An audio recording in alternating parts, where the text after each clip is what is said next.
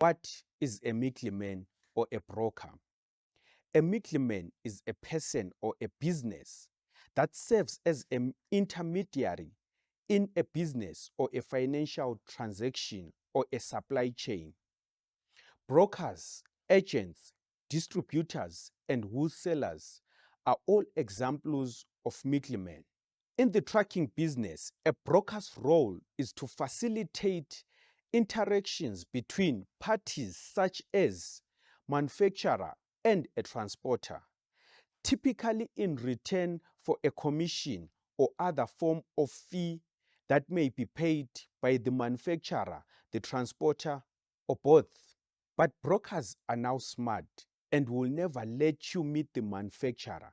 So the trucker is forced to work under the broker's trucking company and will only load on the broker's instruction. Do you hate brokers? I think you shouldn't, but you should be inspired by what they do. This means you need to work extra hard, outsmart them, and outwork them to win in the game. Be a trucker, but think and work like a broker.